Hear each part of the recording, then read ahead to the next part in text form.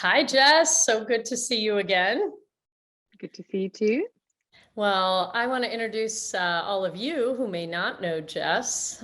Jess is a friend and colleague that I met in Bali several years ago while we were all vacationing. And since then, we've had some intermittent contact, but always a deep connection. It's like whenever I reconnect to you, it just feels like, oh yeah, we're touching down again on different parts of a journey, and I just can't wait to hear your adventure. The last few years have been a little more challenging, I think, for the world, certainly for me. And I would love to hear a little bit about how things have been going for you. Jess is also a coach.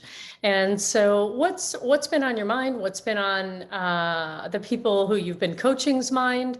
What would you like to talk about? Yeah, I definitely think we've had a lot of challenges. The world as we knew it came to an abrupt end, and everyone has been navigating these challenging times, being stuck at home, changes in the workspace, changes with family dynamic, changes in relationship spaces, changing in how you feed yourself, your relationship with food, your relationship with movement.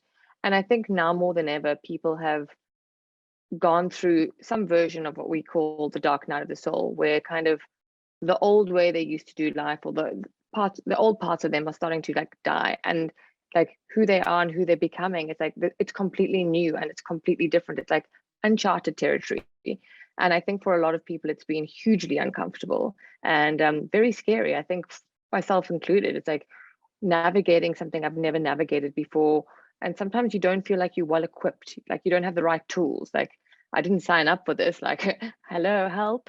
And I think really now more than ever, it's um like honing in on the things that work for you, because everyone has a different formula. I've always said, if you have the right ingredients and the right recipe, you can kind of get through anything. But we didn't know what we even needed before this time. And I think stress, anxiety, I think anxiety and depression has been huge through the pandemic.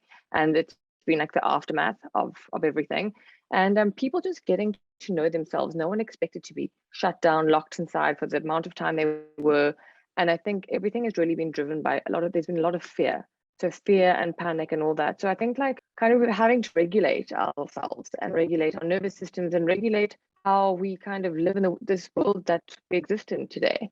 So for me, it's definitely been where I've been helping a lot of people is to kind of slow down, ground down, and put your feet on the ground and reconnect with who you are. So it's like in this slowing down and reconnecting, I feel like people have started to get to know who they are. So I've actually thought, as much of a dark night of the soul that it's been a beautiful blessing and a gift. And some people can't see that yet, but I think like as we start to step into these new unknown places, we get to discover more about who we are as a person. And I think in that it's such a gift. Um, and as we like lean into our own edges, it's like we don't like to be uncomfortable. Human beings like to stay really safe. And we get to know that we made for more. We are stronger than we think we are. We're more adventurous than we think we are. There's so much more to us, but we never ever know this unless we're challenged, unless we're forced to grow. So I think it's definitely been hard and challenging for us all, but we've learned more about ourselves than I think we would have had this never happened. Yeah, So and in that. I think there's something really beautiful about, after a real contraction, after a breakup, after a, huge change, how they're, at first it's really scary and then it moves into this space of expansion. And I think that's really what you're speaking about. And at the time, not knowing that can just feel really scary. And I think this whole fear around not only how we relate to ourselves, but how we relate to our job, how we relate to whether we believe that what we do every day is more than a paycheck, is more than if I'm not getting a paycheck, maybe I'm someone at home and I'm taking care of the kids, I'm raising kids, I'm doing this whole duty. If I have lost my connection to why it matters, it doesn't even really matter what we're doing, right? Because then our energy just gets drained. And I think this idea of new possibilities when things are crumbling, what they're actually doing is not, everything isn't falling apart so much as it's making way and making room for what is new, what is possible, what you say you dreamed of and may not have created yet. You know, if I think about this, there's a few times that come to mind for me in my dark nights of the soul. I wish I could tell you there was only one, but there's definitely been a few. I remember a time where, you know, if I can tie it to my pain as a child, something that I had to navigate, it really helps me make sense of it. So when I was young, I was sent away. It's a bit of Indian culture where they kind of hand the kids around to everybody. I had the great fortune of being with very loving grandparents, but from 3 years old to 2 years old, I actually lived in Africa. I lived in Nairobi, and my grandfather was there doing work with the United Nations. I had a really lovely, loving home. I was safe. I was taken care of. I was loved. I was adored. When I came back into my main family at 2 years old, I had a 3.5-year-old sister who really wasn't so excited that she no longer was the only child. She didn't have some baby or a doll that she could control. She actually had a 2-year-old who thought she was an only child. So those dynamics have been very difficult, right? And to navigate. And I'm not sure my parents at the tender age of 20 something had any idea how to navigate that, or even that it was such a thing. But abandonment for me, leaving my grandparents, being left, anytime I part from someone, it sends me into a very difficult fear space. So I remember a time a few years ago where my assistant left and moved on to another job, as one should do and grow into.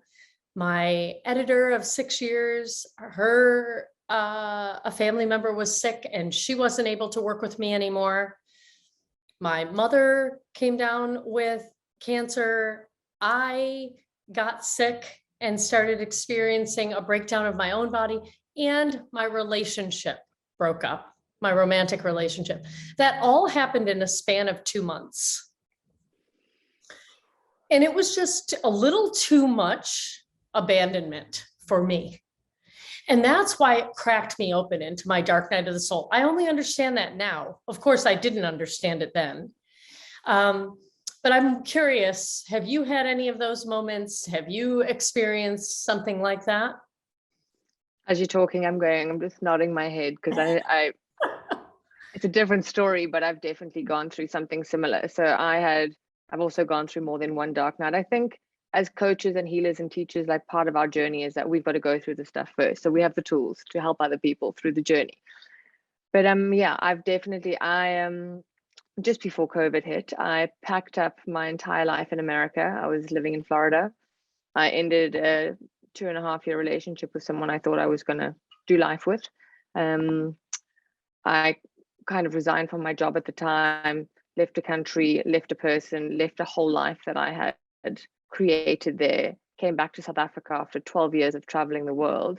And 2 weeks later, COVID hit. And on top of it, I had a financial investment that went sour. So it was like all the things that kind of all the pigs that were in the ground were ripped out of the ground. And I felt really lost. And as a coach and an empowerment coach and someone that does this work, it was really scary because you kind of feel like you're spinning around yourself without a peg in the ground. And but it was like in that falling apart and everything falling away that I had the space to really sit in it. And I think like what you were speaking about in the beginning, I think one of the most important things in this time has been the reparenting of the inner child. I think it's some of the most powerful work we can do because that feeling of being completely lost and abandoned is so real. And I don't think our adult mind really understands it. And it's only when we do the inner child work and we comfort that child that we kind of start to feel that connection within ourselves. And no one else can do that work for us. That's the hardest part. Because when you're in that dark night of the soul, I know there were definitely times when I was like, where's the prince on a white horse? Did he not get the memo? Like, what happened here? you know, like, isn't someone coming to get me? And realizing like the only person that was going to save me was me. And it was the journey of that was one of the hardest things I've ever gone through, but the most powerful by far. Like that journey shook me to my core, and it made me see my strengths and my weaknesses. It made me learn about grace and compassion, and really just, and a lot of gratitude, like being grateful for all the things that were really hard, but understanding their place in my life, and how this journey took me to the next place. That is so beautiful. So it sounds like you resonate with the abandonment piece as well, and other people may have different experiences growing up. For some people it's feeling like you're not good enough. For other people, there's a whole range of what it might be. And the way that I figured that out was actually reflecting both on something I call a life map, where I just draw like a spiral on a white blank page. And I just write all my peak moments, and, really anything that I remember. And they're usually the highs and lows. And I draw a little picture of it. So if we moved houses, I just draw a little square, some windows, and a triangle on top. And I write moved to Grand Blanc or whatever it is, and the year. And once I do the highs and lows of what I remember, I then look at the life map and I look for patterns. Like, is there anything that's similar that I see moving across this life map in the highs and the lows? And then I pay attention to how I coped with those challenges and how long they lasted. And one of the most amazing things that I've learned is when I look at how self-awareness, when that entered the scene, the length of time it took me to recover from tragedy, from disappointment, from devastation, change, became inversely proportional, right, to my age, right? It all of a sudden, like as I got older and self-awareness entered, all of a sudden the amount of time went down to 6 months, a year, versus the pains from when I was young that lasted decades. So do you have anything that you would share around how you help yourself through these periods of time? One of my most favorite tools, and something I share a lot with my clients, is embodiment practices. I think getting out of our heads and into our bodies is one of the most powerful things we can do. Breath work, dance, just expression. Like, we're meant to express ourselves, and I think humans have become very sedentary, but also we don't use our voice and we don't use our bodies enough to express ourselves. So for me, these embodiment practices of getting really into your body and moving your body, tribal movements, stomping, music, using your voice, kind of just, even if you're shouting and things like that, even if you're screaming into a pillow, it's something so basic, but it releases so much. So I think there's so much stress and tension that builds up. It just becomes a stagnant energy, and it needs to be released. And once we release it, we have this free new space within us. So for me, embodiment practices, do all the things, move that beautiful body, use your voice, and just get into it. Just release it. It's fantastic. That requires a letting go, right? That freedom that you were speaking about. And I love chanting. So in the morning, I just put chanting music on. I put it on loud and I sing to my heart's content. And any form, whether it's, yelling or screaming and maybe doing it into a pillow, or laughter. Laughter to me is like inner massage, right? 100%. So however you want to move, vibration through you, sound, dancing. Have you ever done Koya? I have, actually. I have done Koya. Now it springs to mind. Didn't I come and see you in Costa Rica at your Koya retreat? Right.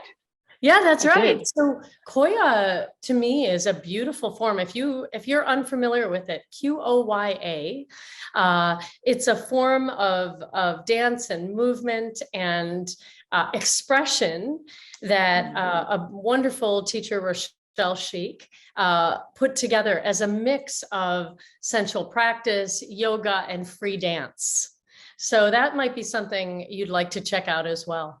Well, thank you so much, Jess. I think this was an incredible exchange of two coaches going through their own dark night of the souls and using that to share so that other people know that they're not alone. So we look forward to seeing you again next time. Thanks so much. Bye. Bye.